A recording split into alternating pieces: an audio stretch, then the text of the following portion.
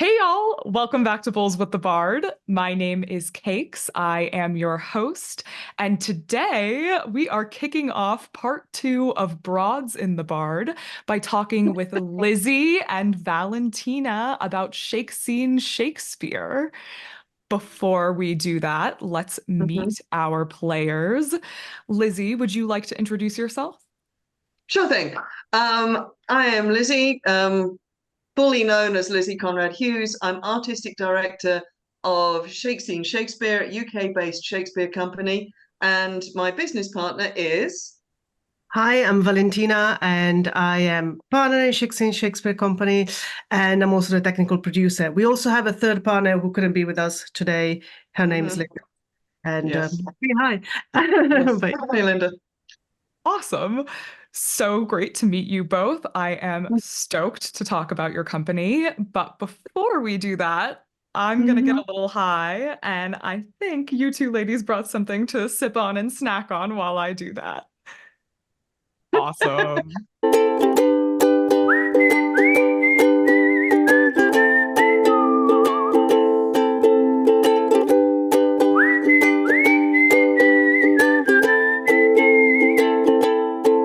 All right, y'all, we are back. I am nice and toasty, and these ladies have enjoyed a nice little drink.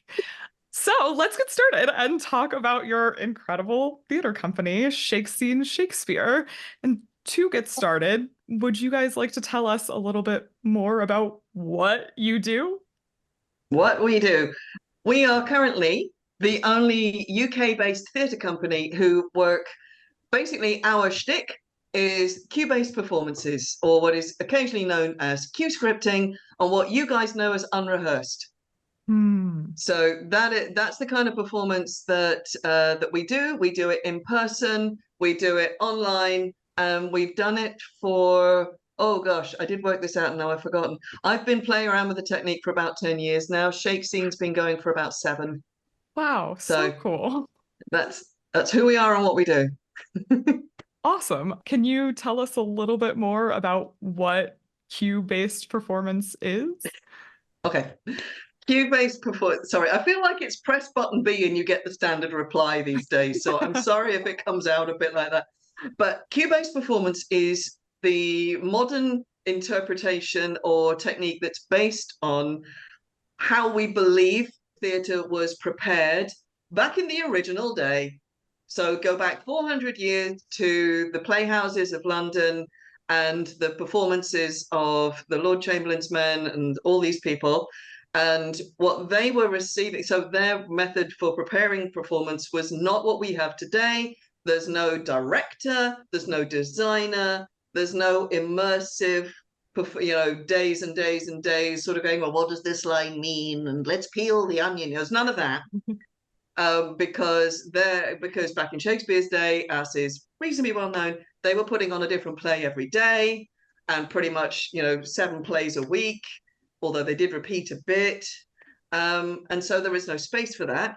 So all the actors that are involved are receiving their part, which is just their lines to speak and their immediate cues to enter, which could be audible or visual, which throws a real little spanner in the works when you think about it, and possibly a cue to do a specific action, although possibly not. This is not clear. But basically, you would receive your part, which was just your lines and your cues. You would go away, you would learn your lines, and you would come back. There would be minimal rehearsal, only that which is necessary. So fights, dances, songs, everybody knows they did certain amount of entrances and exits, possibly, and then you perform. That's it. And so the technique that we use is a radical re-envisioning of what that might have been like in a way. Because we can't repeat it. We make no claims to we're doing it the way they did. That's impossible to say.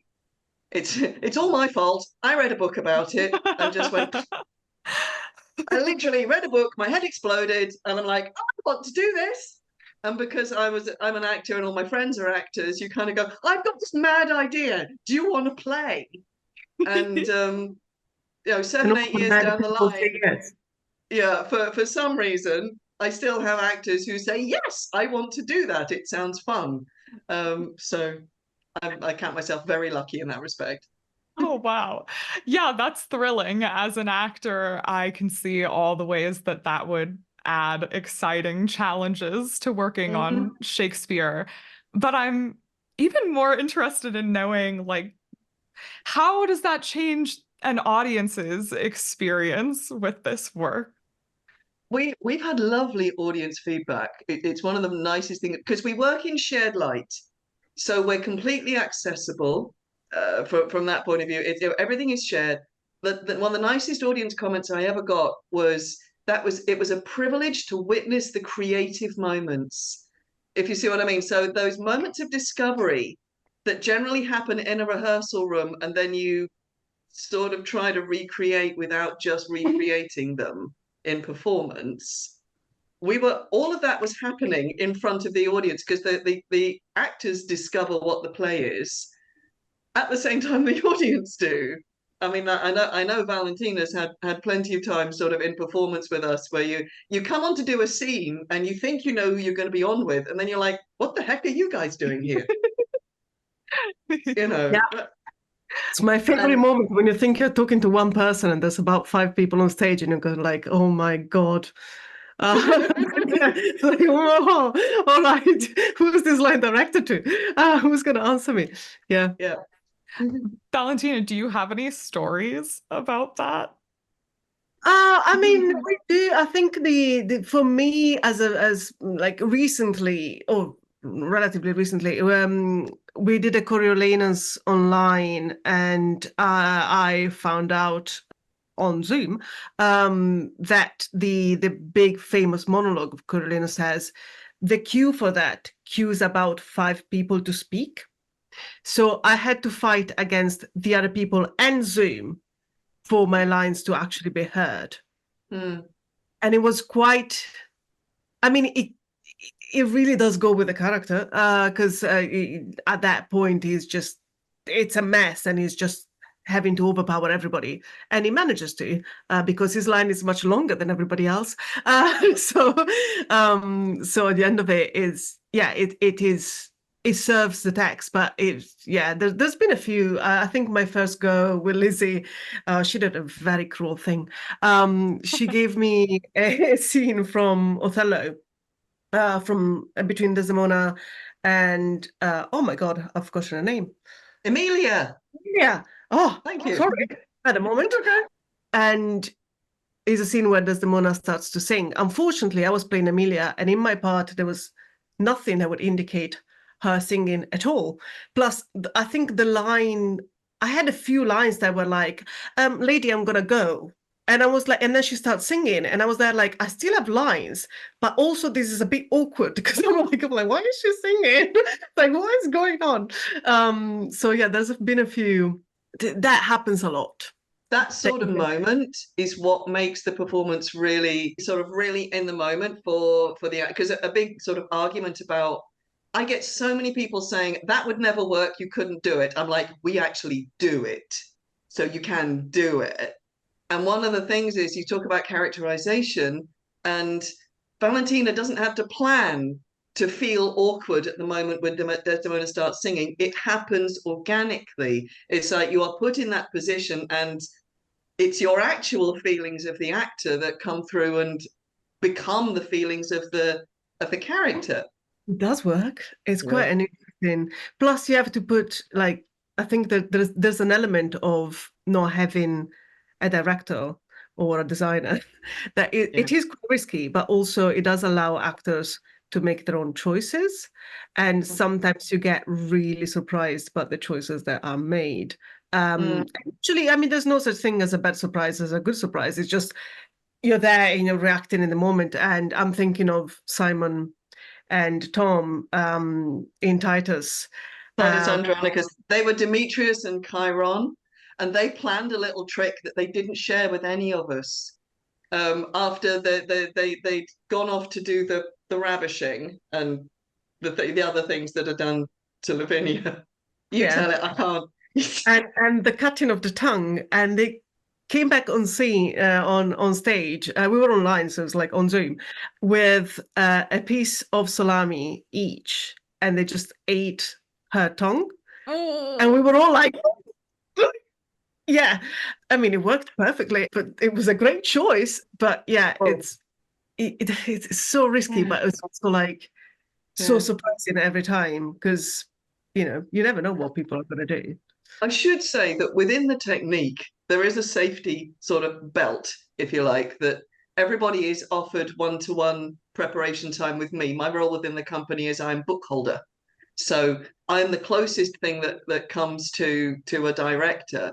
But my role is basically, yes, you have the proper meaning of that word of that line. Yes, you can interpret it like that because sometimes people, you got to know what it is you're saying before you can say it. To dip into why that particular thing happened was back during lockdown when we started doing the online work. Everything was turning out really quickly, and people weren't always coming to me for a full work through on their part. And then we started this thing of, I've got an idea. Can I run with it? Well, is it going to get us chucked off the air? No. Okay, then you can do it. And we just sort of, because we built up trust because the company were performing together so much, and I just didn't want to Yes.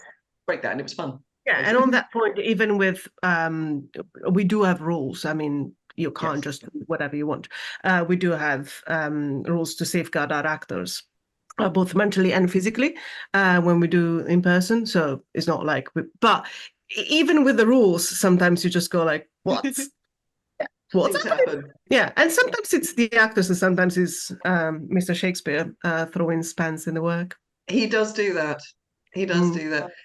And you can also do the thing of, you can think that you know a play, like Valentina, when we were talking, she told me a while ago about that thing with Othello, and she's going, I really know Othello, I know that play, and I totally forgot that happened. And it's like, yeah, I played Prospero the first time I staged a full play with this technique. I played Prospero in The Tempest. I did that at school. I've seen it 1,000 times. I know that play backwards. I set up the book script. I cut out the parts. I was on stage looking at people going, what the heck are you saying? It's something about the technique that it just erases the rest of your brain. And you can be totally lost and totally surprised in an incredibly familiar place, which is one of the things I love about it. So Yeah, and it's one of the things that is incredibly enjoyable to watch. And I yes, think it does, yeah, I think it brings theatre, I don't want to say back to its origins, because its origins are not even that it's much older than we think it is, but back to the actors in a way, because it's audience and actors. And I mean, the props are there if you want them to, that it's all like, but it's just literally it's about what is happening in that moment in front of those people. Occasionally the audience interacts, because some actors really like playing with the audience. yeah. But yeah, And we encourage this. of course, they're there. Or like I can pretend that they're not. But yeah. Yeah. It sounds like it adds a very exciting level of authenticity to the performance, which is so cool. Mm, You it mentioned is absolutely real. Yeah.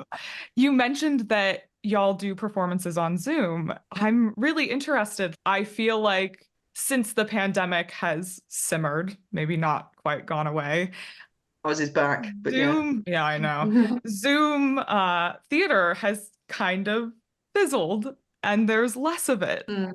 Mhm. And I think that's kind of a bummer. So I'm Mhm. interested to know what the two of you think is the value of continuing to produce theater like that in a world where we can see it live. Yeah. Do you want this one, Valley? What shall I? Well, let me just harp on this. Not Go. everybody can see it live, Mhm. because there are people that have limitations, either physical or of location or of. So Zoom theater, it does allow us to involve both on the audience side and on the acting side people that wouldn't necessarily have the opportunity to work with us otherwise. or to partners. So there's that. There's also, I mean, I do understand why it's simmered down, because obviously people get busy as well, and you might not necessarily want to watch your screen as much as we used to. Like, you don't have that sense of like needing a connection all the time. But it is a new medium. And I don't see why it should go away entirely.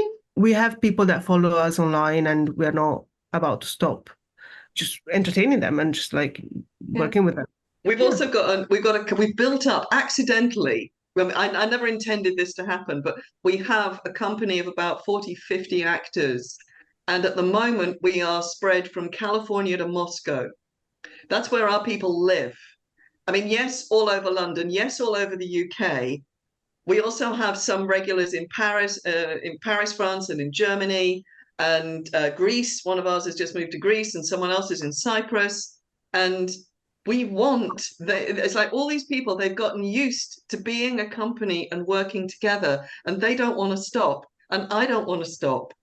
And so we have the audience and the company. We have members who are chronically ill of one sort or another, and to do a full performance and a journey and a whole days in the theatre would be too much for them. So this includes them. We have someone else who is mother to a toddler, but she performs with us in the upstairs room, and dad or grandma is with the kid. Do you know what I mean? She's just there. But she was able to breastfeed while we were, yes. Because obviously she's not on all the time. So yeah. Yes, that we didn't have on camera. I'm just going to say that really that was not part of a characterization. But yeah, there's also another thing which I've just got to plug, because I get teased by the company because apparently I have a lot of favorite things about this. But one of my favorite things is we've discovered that it works really well with actors who are ADHD or autistic or neurodivergent in any respect, by which I count basically everybody. And that makes me very, very happy, because I've had some lovely conversations with some of the actors kind of going, well, what is it and why are you? And that's another reason why we keep it going. And several of those are in the States. And again, we just don't want to lose contact with these fabulous people that we just want to go on working with, and see what we can do with it. Plus, we've got a whole physicalized art form that has been created by the company of how we pass objects. How we have fights. And when Valentina mentioned her Coriolanus, her fight with Orphidius, this is one of my favorites, featured a rock that went through 3 screens. Oh, that's so cool. Yeah. And I still don't know how they did it. But you know what I mean? One was in Germany and one was in Scotland. So that was fun. It was a mighty rock. But yeah. It travelled.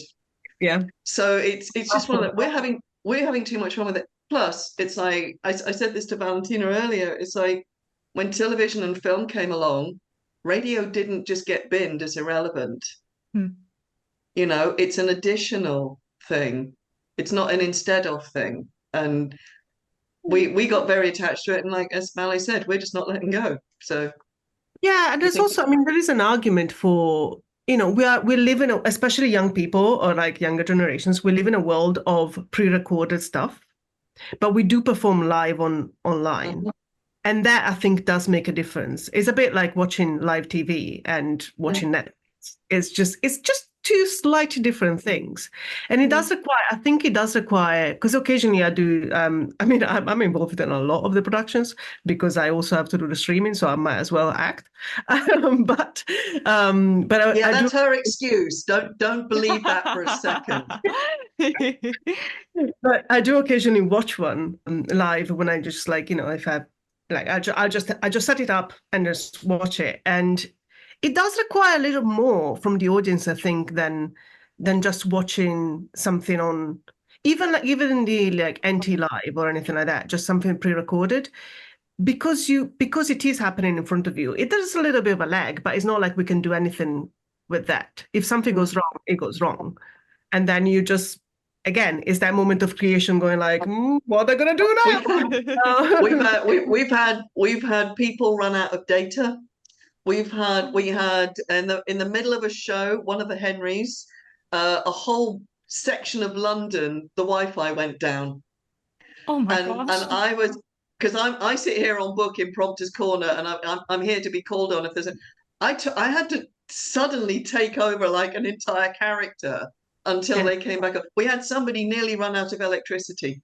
Yeah. You know, we did Titus Andronicus with somebody on little electricity, and I was just like this. Leave. And let me tell you, Yeah. because I see the comments on YouTube, people love it when Lizzie comes up. Because when she comes up, usually it's a mistake. But like when she appears on screen, people love it. So I'm just like, it's fun. And I think it's because like the audience needs to like they have to have that little effort of like believing what is happening, and then they're with you. And I think that's why we have very loyal audiences that just have followed us for now 3-4 years. Mm-hmm. That's amazing. So this Zoom element, as you have brought up, has connected you to people from all around the world. I'm curious, has that like taught you new things about Shakespeare, like working with people who might learn it in different ways? So I'm looking at my Italian partner, seeing if she wants to answer this one. I mean, I think one of the pillars of our companies is Shakespeare is for everyone. That's our tagline, that's our motto. So it's not like we expected to have problems or not to find anything. There are a lot of, I think that there's a big misconception on Shakespeare, and I say this as an Italian, is that the fact that he was not immersed in a multicultural city or culture or environment. There are so many bilingual jokes in Shakespeare, starting from the names of certain characters, and not just Italian, not just Spanish, but like there's so many that it's always interesting. I mean, whoever gets the character is usually, I mean, I would say normally, it's interesting to watch because everybody brings to the character a different person. But when it is a bilingual person, for me, it's especially interesting. And I've been working on Orlando, for example, and we found out that, like, I mean, Orlando's grammar in the text is already pretty bad. His poems are very famous for being terrible, and they don't rhyme. And I was looking at the text, and I was like, well, he is not rhyming by pronunciation. He's rhyming by spelling, much as a person whose English is a second language would do, because you would expect it to be pronounced the same way. So slave and have, if you look at how they're written, would actually rhyme. But unfortunately, English doesn't work that way. So yeah, there's a lot of that comes up. And I think for me, it's been particularly interesting to see Olga, who's a Russian company member, do some of the characters, because I think sometimes her cultural references are completely different from ours. But I mean, we got so many. And I think I'm very proud of this. We don't really gatekeep any sort of character, and we allow people to just bring their own experiences to it. So interesting to watch. And it's so interesting you always find something different. I don't know if it is like, I mean, sometimes it is revolutionary, I would say, but it's not. You would I don't know, like there's something about it that is just, you're not gonna go, oh my God, like what, out of the realm of creation, of thinking. It's just a different light. And for a lot, like, when I started doing Shakespeare in English about 10 years ago, one of the first few things that introduced me to Shakespeare was sound play.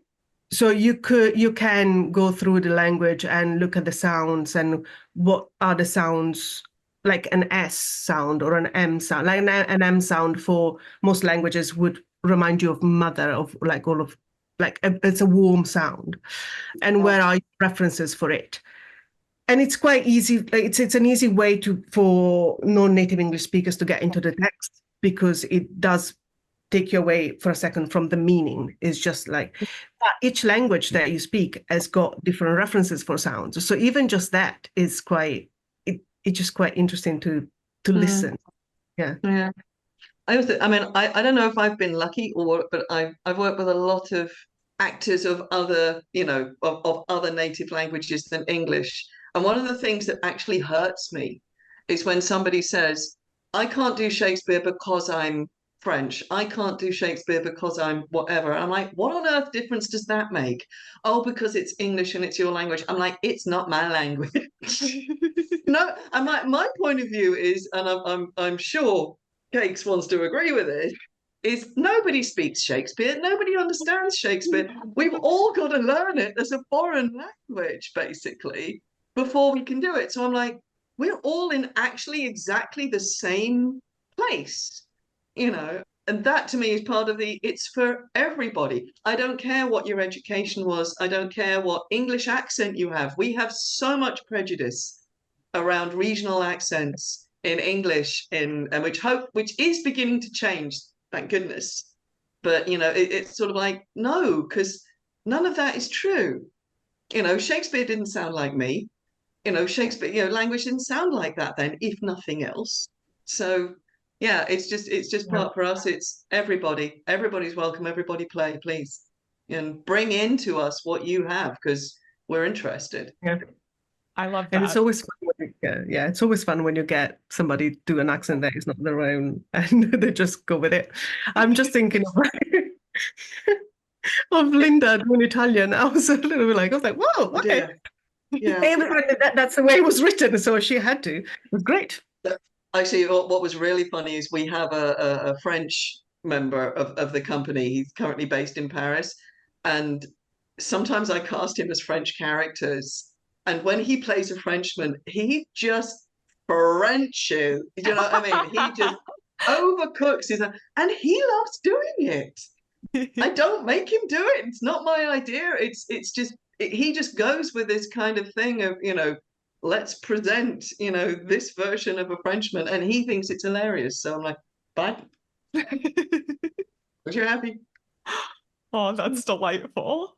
Well, to wrap things up, we are focusing this season on women who are making an impact in Shakespeare. And when we were talking about scheduling this conversation, you brought up that you have a female-led company. So I'm interested to know, how do you think having an all-female-led company influences your approach to Shakespeare? I think it comes back to the thing of not gay. I can't comment on how male-led companies feel they do things, but it comes back for us. It comes back to the openness, the inclusivity. We don't gatekeep. Everybody is welcome in, and we are very happy to share everything that we do. I don't know. I because I mean the way that I've always looked at casting is similarly non sort of proprietorial in that everybody can play any role. I look at the energy of the person and the voice of the people that I have to cast. Like, for example, I mean, Valentina's mentioned the fact that she played Coriolanus. She's also played Beatrice and Lady Macbeth and so many messengers and heralds and priests and little bit parts, and that for me is part of the joy. And again, because I don't know how other companies work, but I know how we work, and that is very, very important to us. I know that for me, I do think this is going to sound corny as heck, so please feel free to cut it out, but I did kind of create, because this is based off a crazy idea that I had, this whole company and this whole thing that's been created. And I do feel quite maternal towards it. I care for it. And sometimes we all have to learn a hard lesson, and then we grow and we move on. And nobody's got an ego.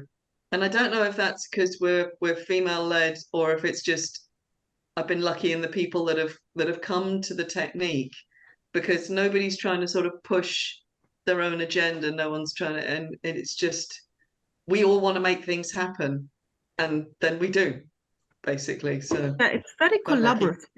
Yeah, and I mean, again, like I don't know how other companies work, but like it is very collaborative. We are in pre-production now for some shows that we're going to do Upper Shakespeare North Playhouse in August, and the production team is all female, and it's very. I think there's a big understanding that we all wear multiple hats, both in the company and outside. So there's been a lot of like, let me lighten your load, or can you please take this for now? And it's collaborative in a way that is not necessarily structured, but it's practical. It's practical. Yeah, it works somehow. Yeah. Have you got time to do this? Like I've just been having a text exchange with our company member who's doing the fundraising challenge this week. And we've been having a kind of exchange about, if I send you this on this day, can you do it? Or do you want me to do it first? And I'm like, it's fine, just send it. I can do it on Saturday. Do you know what I mean? It's sort of, we all just work together because we all just focus on, this is what we want to achieve. And sometimes I'm in the lead and sometimes someone else is in the lead. And I like that. I think it's healthy, you know. Sometimes I need it to be one of them, you know, because it's sort of like, okay, you're better at this than me. Please do it. Yeah, I don't know if it is because we're all female or not, but I think we all come from a place of like underdog. So it kind of like there's no like it was like, oh, just, you know, like that's our name. Done it this way. It's just like it's a little like we're just just helping each other up. Yeah, I christened a shake scene, and it is taken from the Robert Greene quote, the only shake scene in a country, because at the time I started out, I felt very much that nobody wanted to listen, nobody else wanted to do this, everybody else thought it was crazy, and I was so fired up. I'm like, I'm going to show you what what the upstart crows of this world can do. So yeah. Well, I don't know if it's because we're girls or because we're fighters, but I should say that there is one male actor in the company for the summer. That the entire production team is female. So all the people who are putting the production together, we're all female or female identifying. But yes, there is one actual male presenting and identifying actor in the actual cast. I just feel I should say that for full disclosure. No, because again, we don't gatekeep. It happens that way, for some reason, But again, that wasn't deliberate. It was all the best people to work on the project. So, well, it has been absolutely wonderful getting to know you and getting to know your company. Before we wrap up, I know you have some projects to plug and a crowdfunder to plug. So yes, please. Plug away. Okay, so the project we were just talking about in August this year, we are going to Shakespeare North Playhouse. And if you haven't heard what that is, it is the newest Renaissance rebuild. It's a brand new modern theatre that's been built near Liverpool in the north of England. And it's inspired by the cockpit at court. They also have a little outside venue, which, because they're going to let us in the big one, so we're in the outside. And we are taking 2 plays up there. We're taking a happy love story, As You Like It, and a sad love story, Antony and Cleopatra, both of which have been edited down to approximately 90 minutes. And we will be there. And I'm going to get the dates wrong, Valet, but I'm going to try. On the 15th of August, we're doing As You Like It in the evening. And then on the 17th of August, we're doing Antony and Cleopatra in the evening. And then on the... Wait. 16th. You jumped one day. 16th of August. 15th, 16th. I can't count. This is why I need other people. 15th, 16th. And Saturday the 17th, we are doing As You Like It in the afternoon and Antony and Cleopatra in the evening. So, and we have a company of 6 actors, me as the book holder, and a fabulous ASM/swing/ doing everything else. So there's only going to be 8 of us to pull this off. And it's our first time going to Shakespeare North, and we're incredibly excited. And then there's another thing we have to do, which Valet's going to tell you about.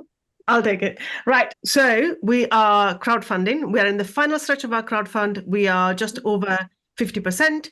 You've got 13 days to help us out. There are some amazing rewards, including send an insult, which is my personal favorite, or send a love quote. It's fine. We do offer cameo style videos for your loved ones or the people that you don't like.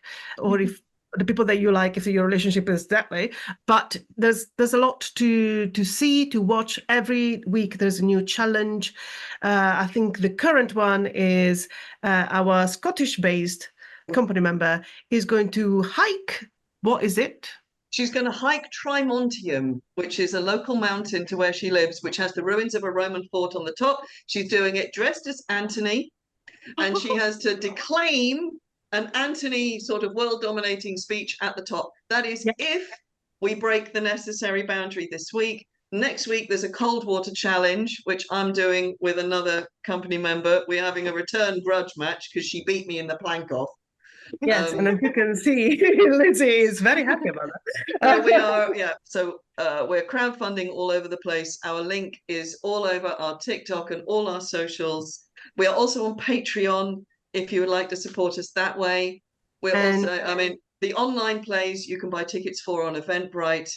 Just, you know, again, there are links to everything all over our socials and all over our website. So, Valley, did I say everything?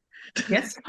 Awesome. Well, we'll make sure that we also ask you for all of those links, and we'll link to those things in the description as well. So if any of y'all listeners need it, you can find it in the description.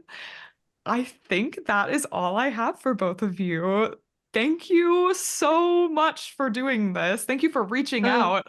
I really appreciate it. I have so enjoyed getting to know you. Oh, us too. It's been, and as I said when we started, I had a little fangirl moment because you were like one of the very first people I ever followed on TikTok. So thank you for talking to us. Of course, of course. All right, y'all. That is all from us. Bye. If you enjoyed today's episode, you can follow Lizzie, Valentina, and Shakespeare at the handles either on your screen or in the description. You can also find links to their crowdfunder in the description. And tune in the next couple weeks as we talk to cast members from this season of the Colorado Shakespeare Festival about some of the women in Macbeth and the Merry Wives of Windsor. Until then, bye y'all. 1,000 sighs to save. Oh, lay me where sad true lover never find my grave to weep there.